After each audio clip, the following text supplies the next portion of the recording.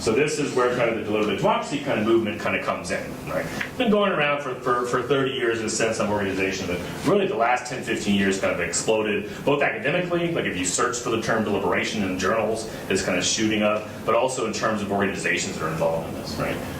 And there's lots of different terms of the word that's used with this. Coming from a lot of different directions, a lot of different disciplines.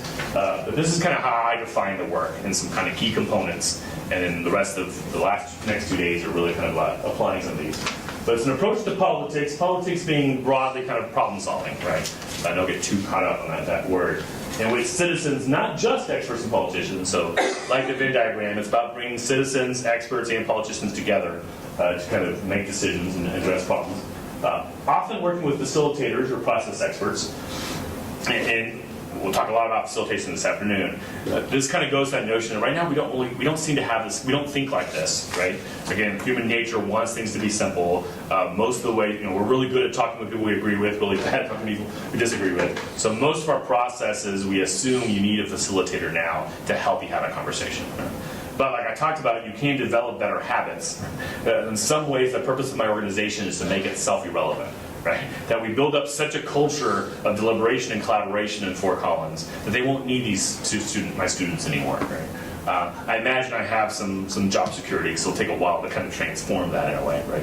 But generally, working facilitators, one of the things we sent to y'all to print out is this NCDD resource guide. This is where we utilize a variety of deliberative techniques. This is just a really good resource of like a lot of different ways of doing this, right? Some of these are small group conversations, some of them are large group, some of them are online, most of them are face-to-face, some of them are 1 hour, one meeting for 2 hours, one it's a meeting for 2 hours every week for 6 weeks, some of them are all-day summit, some of the deliberative polling or kind of the heavy technology things is a 2-week process that people are paid for 2 weeks, like a citizen's jury in which someone kind of really commits. So there's all these kind of processes in some way, but they're all kind of the basic kind of theory behind them is very similar. Citizens come together, consider relevant facts and values. So it is about data and good information, but also about engaging values from multiple points of view. This is democratic.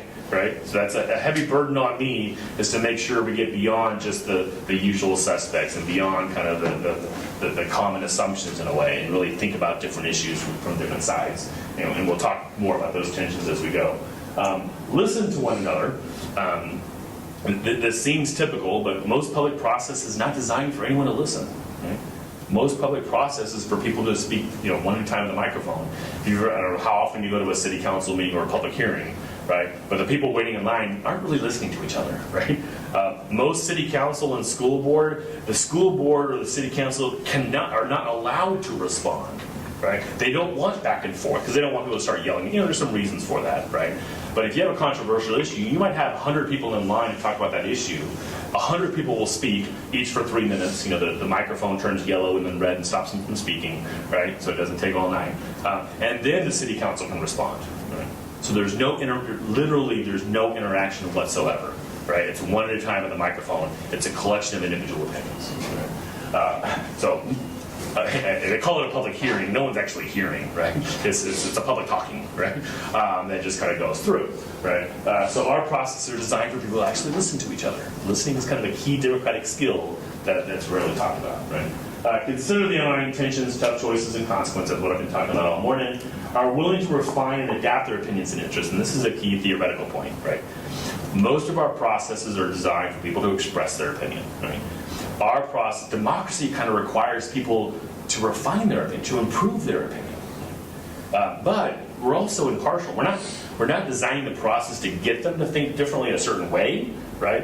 But we recognize that they typically come in with blinders on, seeing just one side of the issue, right? So if they actually have good background material, if it's a diverse group, and there's actual interactions and true, genuine conversation, they're going to change their mind, right? And that's kind of the point. And go back to the Founding Fathers and the Federalist Papers and things like that. Democracy kind of requires that. Requires us in conversation to improve our dealing with wicked problems and dealing with all these tensions requires interaction and conversation, right? And that's not what we're getting. Right? So our process is that we assume people are going to change their mind from when they walk in to when they leave. Right? And we assume that changing their minds because they're considering other perspectives, or negotiating that tension between what I want and what my community needs and what other people need, right? In that kind of constant process. And they're being exposed to hopefully better information. That information that's framed to help them think broadly about the issue versus information that's framed to support their opinion. Right? And then ultimately seek to come to a conclusion for action based on reasoned public judgment. This says, deliberation. The term deliberation means to weigh. It's based on decision making, right? There's a partner processes that's dialogue. Dialogue or processes just to create trust and understanding, but there's not a decision making component to it, right? But when I talk about public deliberation, which is the title of our centers, it's about deciding, right? What should we do? Sometimes the groups actually have some decision-making authority. Sometimes we're capturing that information to give to someone who has decision-making. We do a lot of work for the city, for the school board. And then sometimes it's more educational. We're just framing things in terms of a decision, even though we don't actually have the power for decision, right? That's kind of a long definition of deliberation that we're changing. This will get into a little bit more of what we're talking about with expert. Got a paper that just kind of playing with these ideas, but to really think about deliberation. One of the things I've pushed back lately, and maybe we'll open it up for a little feedback here. I don't talk nearly as much as the rest of it, so these first 2 hours. Install all the theory and see what you don't think. A lot of people might feel open-mindedness is seen as a virtue, right? And open-mindedness is generally a good word. People think open-mindedness is good, closed-mindedness is bad, right? Deliberation, we want to make better decisions, right? So there is an aspect of closed-mindedness to a better decision, right?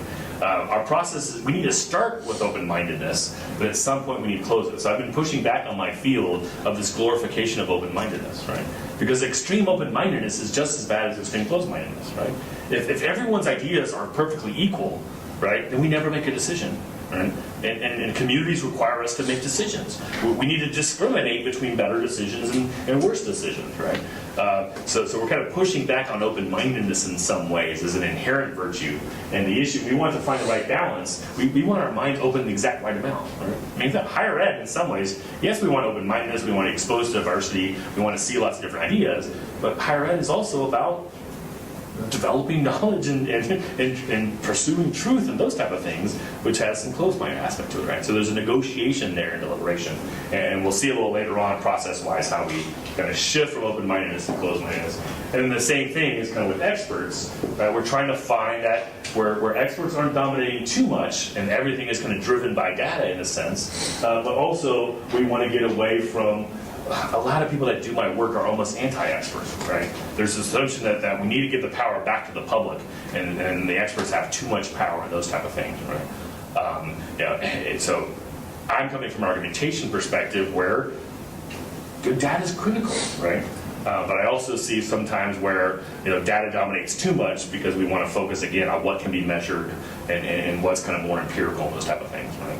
So within deliberation, we're kind of negotiating those two tensions between open-mindedness and closed-mindedness, and between kind of focusing too much on experts and too little on experts, right? And I imagine we might be different where we are on this, right? But again, we're in that same conversation, right? With different issues, what is the role of the expert on that? Right?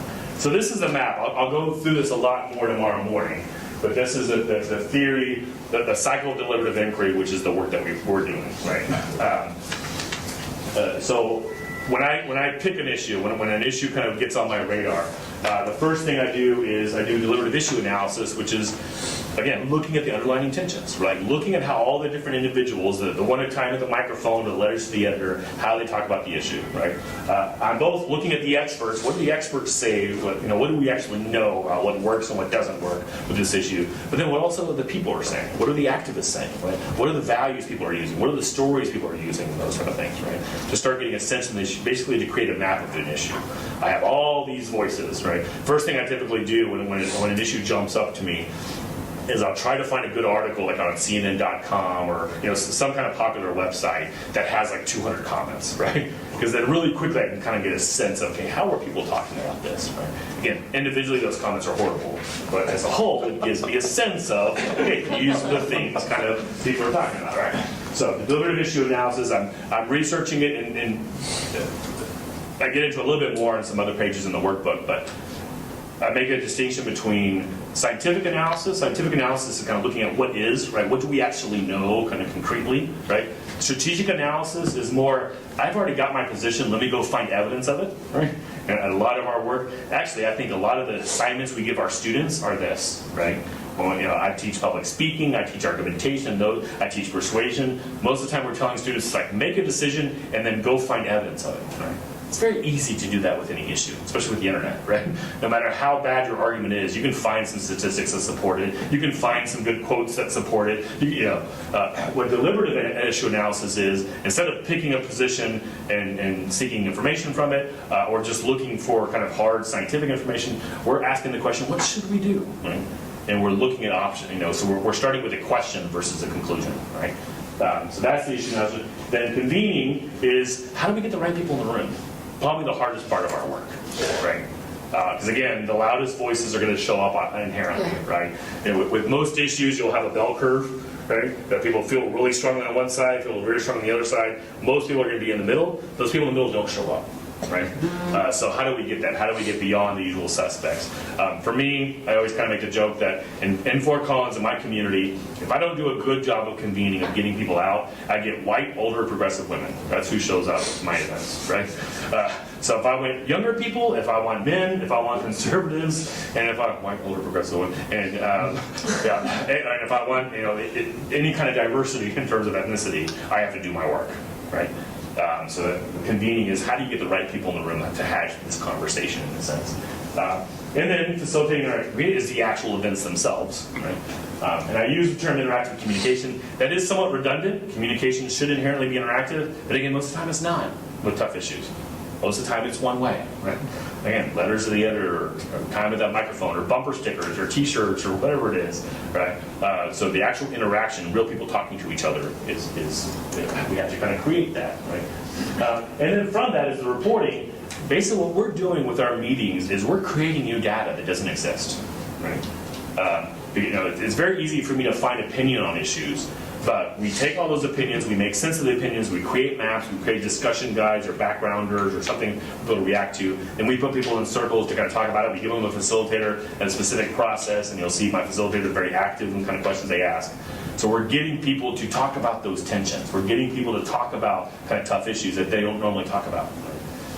And at each meeting, we've got a note taker taking notes. We often use worksheets, so people are kind of answering questions written. We use the keypad, so we'll ask some questions in the front of the room to have quantitative data. So at the end of our meetings, we have all this data, which didn't exist before because people don't talk like this, right?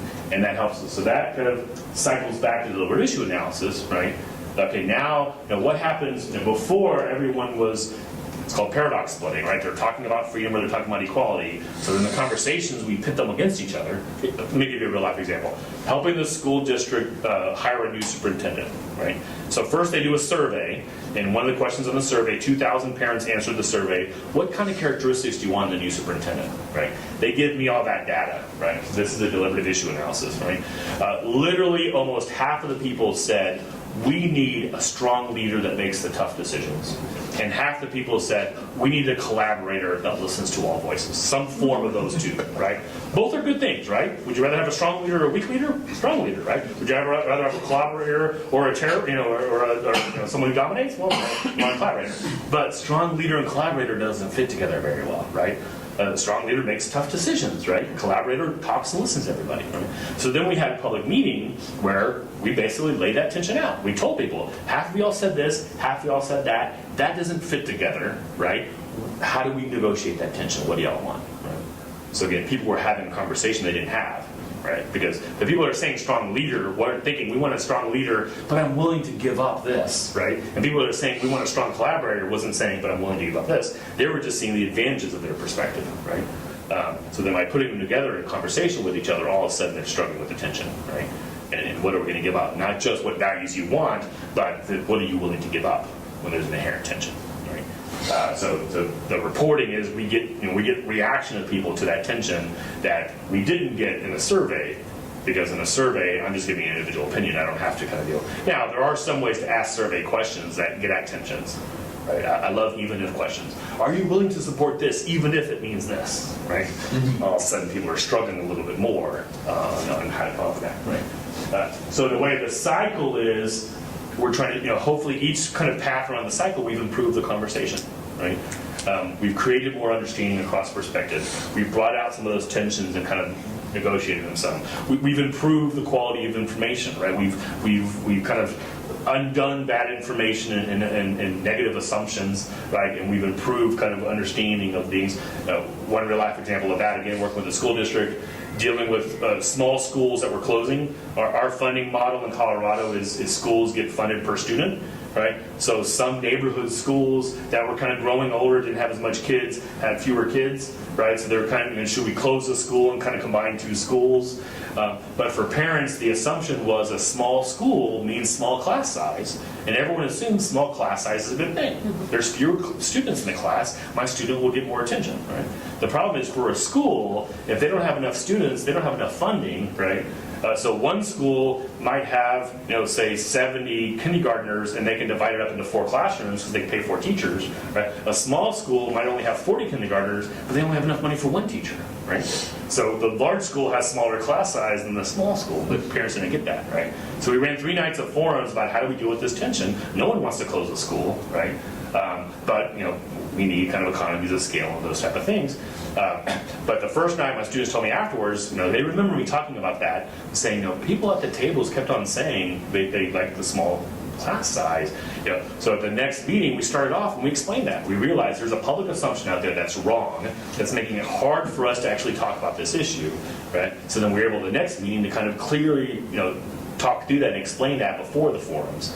Right? Because with the process, we recognized misinformation that was dominating, and we could take it on. Right?